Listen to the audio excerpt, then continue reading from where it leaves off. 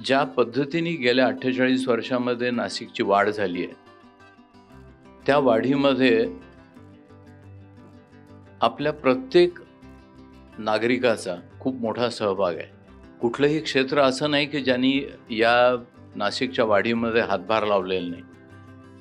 म्हणजे कला क्षेत्र असू देत, मेडिकल क्षेत्र असू देत, इंडस्ट्रीज असू देत, बिल्डर्स असू देत, प्रत्येकाने या नाशिकच्या वाढीमध्ये आणि ती वाढ होताना ती ट्यूमरसारखी ॲबनॉर्मल होऊ नये याच्याकरता मला वाटतं प्रत्येकाने खूप प्रयत्न केलेले आहेत. तर अशा या नाशिकमध्ये माझ्या आयुष्यातली मेजर वर्ष, जरी मी मूळ नाशिकचा नसलो तरीसुद्धा मी पूर्णपणे नाशिककर झालो. याचं कारण माझ्या आयुष्यातला मेजर पार्ट मी या शहरामध्ये व्यतीत केला आहे. मी जेव्हा सुरू केली प्रॅक्टिस त्यावेळेला मेडिकल फील्डमध्ये सुद्धा अत्यंत कमी अशा सुविधा या शहरामध्ये उपलब्ध होत्या. म्हणजे अगदी साधं उदाहरण द्यायचं झालं तर ऑक्सिजन सिलेंडर की जो लाईफ सेव्हिंग असतो, तर नाशिकमधल्या जे काय त्यावेळेला हॉस्पिटल होती एक 25-30, त्याच्यापैकी 2च हॉस्पिटलमध्ये ऑक्सिजन सिलेंडर उपलब्ध होता. ते एखाद्या हॉस्पिटलमध्ये पेशंट सिरियस झाला तर त्या हॉस्पिटलमधनं तो सिलेंडर मागवायला लागायचा. ICU सारखी कुठली सुविधा नव्हती.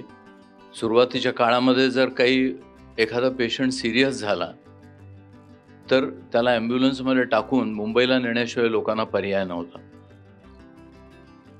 कधी कधी अगदीच जवळ जर तुमची ओळख असेल तर HLचं जे हॉस्पिटल होतं, हिंदुस्तान एरोनॉटिक्सचं, हे त्यावेळेला त्यातल्या त्यात जरा जास्त सुविधा असलेलं हॉस्पिटल होतं. तिथे जाऊन कधी कधी लोकांना आपला इलाज करून घ्यायला लागायचा. तर अशा स्थितीतून आज नाशिकची जी वैद्यकीय वाढ झाली आहे, तर आता नाशिकमध्ये 4-5 कॉर्पोरेट हॉस्पिटल्स आहेत.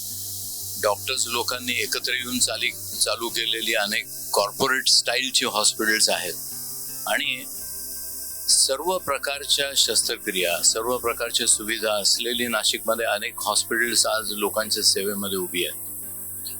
तर ही जी काही वाढ झाली आहे तर ही खरोखरच कौतुकास्पद आहे आणि ह्याच्यामध्ये अनेक जे डॉक्टर्स बाहेरून आलेत त्यांचाही नाशिकच्या या वाढीमध्ये खूप सहभाग आहे. संपूर्ण व्हिडिओ पाहण्यासाठी ओनली मानिनी चॅनलला जरूर भेट द्या.